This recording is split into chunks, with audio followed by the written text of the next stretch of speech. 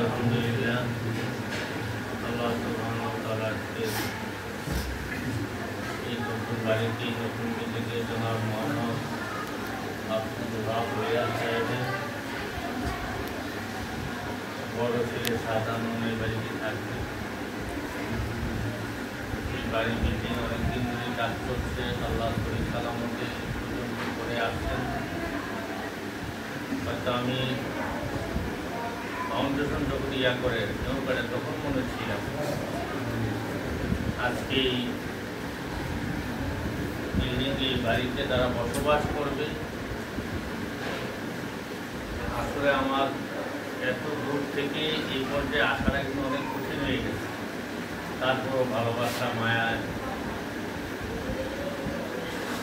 হয়তো আরো আগে আসতাম। আমি আবার আরেকটা মাদ্রাসা আমরা চলে যাইছি, ওখানে আবার একটা মিটিং ছিল মার্কাজুল কোরআন ইন্টারন্যাশনাল মাদ্রাসায়। ওখানে একটা প্রোগ্রাম করে আপনাদের এখানে আসছি। যে আল্লাহ সুবহানাহু ওয়া তাআলা আমাকে এত দূর থেকে পরিশ্রম করে এনেছেন, সঠিক টাইমে আসতে পেরেছি এবং এমন একটা টাইমে আসছি যে টাইমটা একটু নামাজের চিন্তা কিন্তু জামাতের একটা সঠিক টাইমে নামাজটা পড়তে পারি। আলহামদুলিল্লাহ যাক, অনেকদিন পর আপনাদের সাথে দেখা হয়েছে। অনেক প্রবীণ মানুষ, অনেক মুরব্বী মানুষ আজকে তারা নাই। আমরা যারা আছি আর কতদিন থাকবো, কে কখন চলে যাই, আমরা কারো গ্যারান্টি নেই। যাওয়ার সত্য এর মধ্যে আমরা যে যত বয়স পাবো আল্লাহ আমাদেরকে নিযুক্ত করে দিয়েছেন, এই বয়সের মধ্যে আমরা কে কতটুকু কি করতে পেরেছি এটা আমরা ভালো করে জানি। এই জন্য নিজের আমলনামা মাঝে মধ্যে নিজে একটু নির্জনে নিবিড়ে ধ্যানে, ঘরে হোক মসজিদে হোক, একটু টান দিবে, একটু যোগ বিয়োগ করবে। কারণ দুনিয়ার সম্পদের যত ব্যস্ত জায়গা জমিনে মিলিয়ে গেছে, ব্যাংকে কোথায় কি আছে না গেছে মিলিয়ে গেছে। কিন্তু আমার যে বড়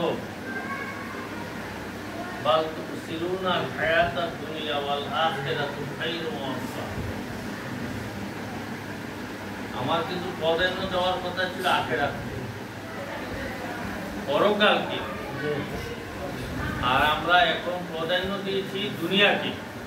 কথা বলতে না করে দুনিয়াকে। শোনেন, দুনিয়াকে।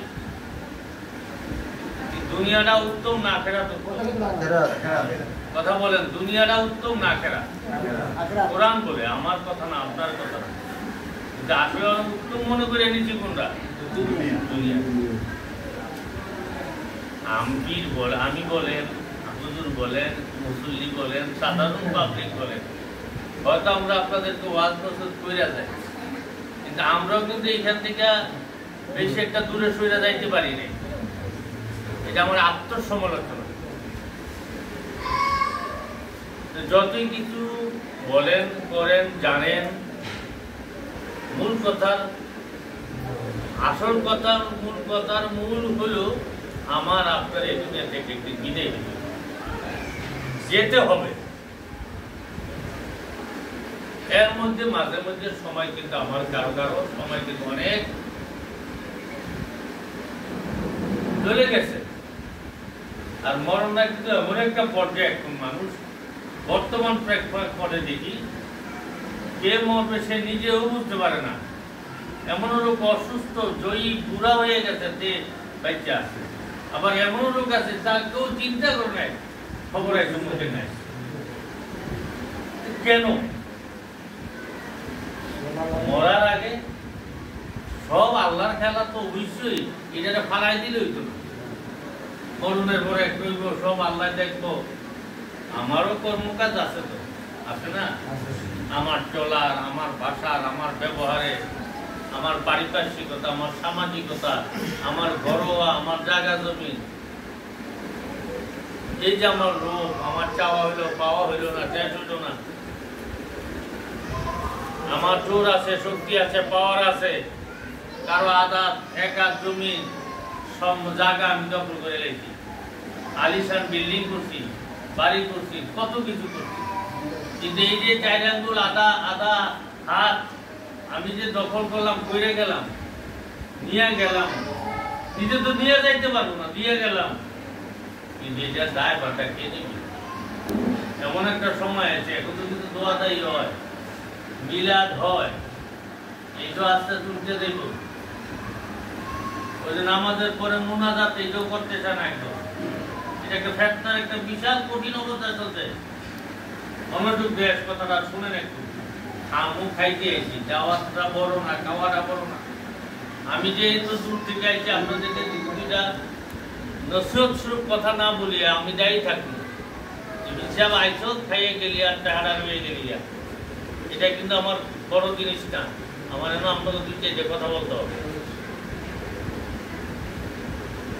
খাইয়া যাবেন গেলাম কি আর ওয়াজ মসজিদ কিন্তু প্রত্যেক জুমায় হইতেছে, আউলামায়ে কেরাম ইমাম সাহেবরা বলতেছে, কিন্তু আমরা আর ওয়াজটা কাজে লাগতেছে না কেন? কারণ আমরাও জায়গাত নাই, আমরাও নিজেরা নিজেদের জায়গাত আমরা রাখতে পারি না। অর্থের লোভ হোক, স্বার্থের লোভ হোক, দুনিয়ার লোভ হোক, যে কোনো জায়গা থেকে আমরা কেন নিজেদেরকে, নিজের আমিত্বকে ত্যাগ করতে পারি না। পারছেন? এটা করতে হবে। এই জন্য একটু আখেরাতের চিন্তা করেন, কবরের চিন্তা করেন, আমার ওখানে কি হবে, আমি কিভাবে থাকবো, কে আমার সাথী হবে, কে আমার সঙ্গী হবে, কে আমার আপনজন হবে। এই পৃথিবী, এই বাড়ি সবকিছু একবার এইভাবে পড়ে থাকবে যতক্ষণ কিয়ামত না হয়।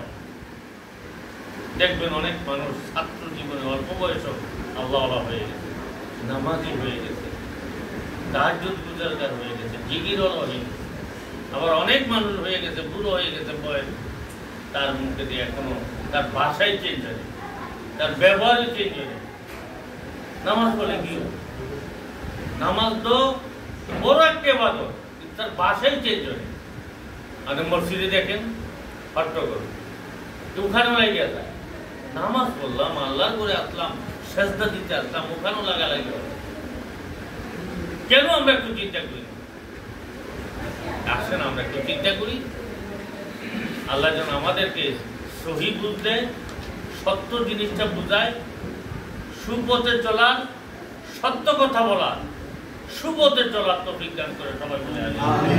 আর ওনার এই বাড়ি ঘরে বিল্ডিং এ যারা বসবাস করবে সবাইকে যেন আল্লাহ হেফাজতে রাখে।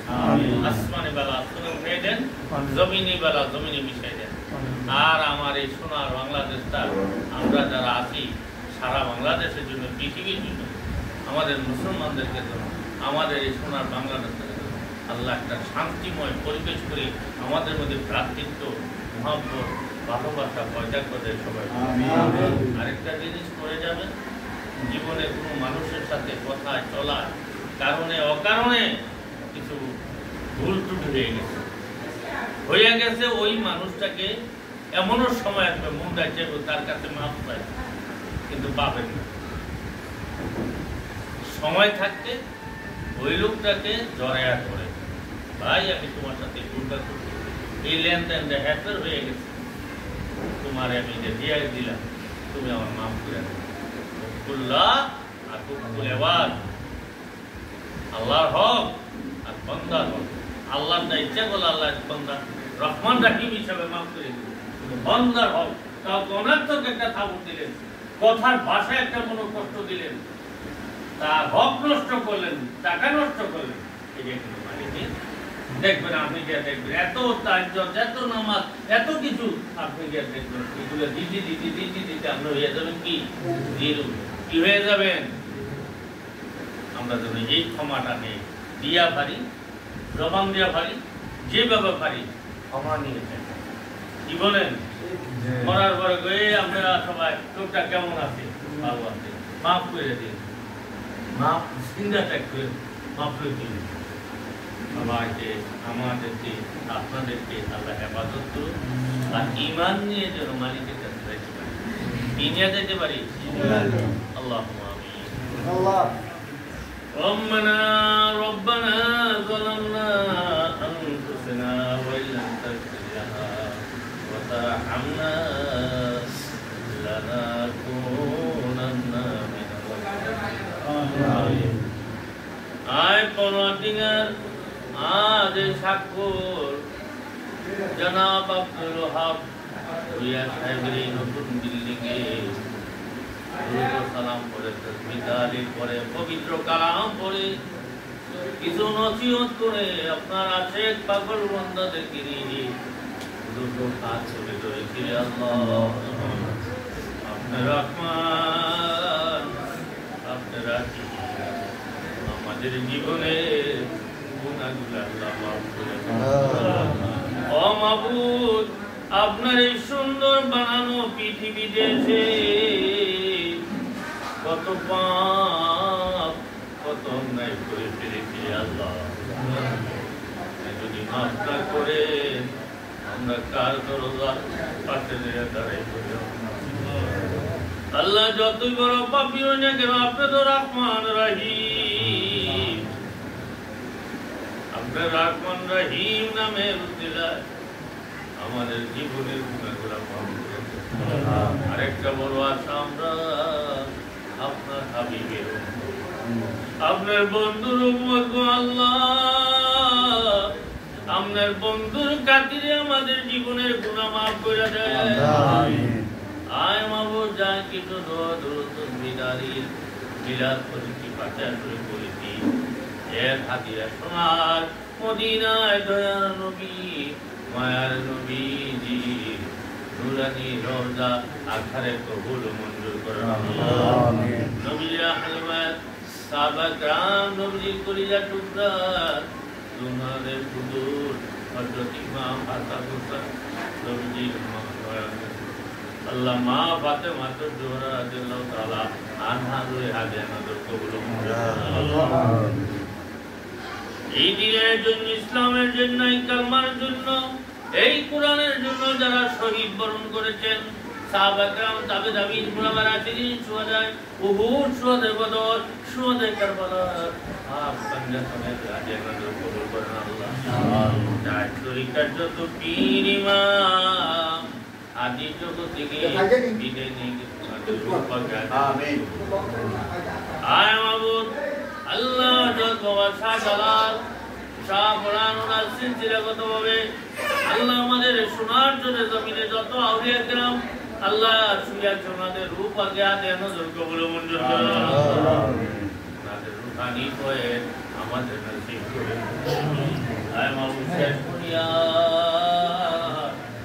জানি না গো এখানে কার জানি, জনম দুঃখিনী মা, মা দুনিয়ায় নেই রে আল্লাহ, এ জানি মা বলে ডাক দিতে পারে না রে আল্লাহ, এ জানি আব্বা করে ডাক দিতে পারে না, মা হারা বাবা হয়ে এই মা এত কষ্ট করলো, না খাইয়া আমারে খাওয়াই, যে বাবা এত মেহনত করলো আমার কাঁধে তুলে লইয়া লালন পালন, ওই বাবার কবরটারে আল্লাহ মাফ করে দেন আল্লাহ। দাদা দাদি, নানা নানি, আত্মীয় ভাই বন্ধু যে যেখানে এতিম হয়ে শুয়ে আছে, ওনাদের রূপকে আদে নজর পৌঁছাই দেন আল্লাহ। তাদের কবরগুলো আল্লাহ জান্নাতের সাথে একটা যোগাযোগ করে দেন। রব্বি রহমহুমা কামা রাব্বায়ানি সগীরা, রব্বি রহমহুমা কামা রাব্বায়ানি সগীরা। ইয়া আল্লাহ, আমরা যারা হাত তুলেছি, আমরা যাদের মা বাপ, আওলাদ পরিজন, ছেলে সন্তান, আওলাদ যে যেখানে আছে সবার হায়াতের মধ্যে বরকত দান ইয়া আল্লাহ খাস করি আল্লাহ ভুইয়া সাহেবের আল্লাহ আমিন সাহেবের ছেলে সন্তান স্ত্রী পুত্র নায়না তোর আল্লাহ যে যেখানে আছে সবার হায়াতের মধ্যে বরকত ইয়া আল্লাহ দেশ বিদেশ হাতে কামাই রুজির মধ্যে বরকত দেন আল্লাহ আল্লাহ কোন সমস্যা থাকলে দূর করে দেন আল্লাহ এই বাড়িতে এই বিল্ডিং এ সহি সালামতে বসবাস করার তৌফিক দান করে দিন আল্লাহ ওনার হায়াতের মধ্যে বরকত দান করে দিন রোগ আছে আল্লাহ সাফা করে দিন আল্লাহ কর্মের সুব্যবস্থা করে দিন আল্লাহ ইয়া আল্লাহ আমাদের যাদের অভাব আছে সবার অভাব দূর করে দিন অনেক কঠিন কঠিন বিধি আছে আল্লাহ ইয়া শাফি আল আমরাদ ইয়া আল্লাহ ইয়া মুজিবুদ দাওয়াত ইয়া সালাম আল্লাহ আমাদেরকে সাফা দান করে দেন আমিন সুম্মা আমিন মাওলা যেদিন দুনিয়া থেকে বিদায় হব যেদিন আজরাইল আসবে ওই কঠিন মুসিবতের দিনে জবানে জারি করে দিও লা ইলাহা ইল্লাল্লাহ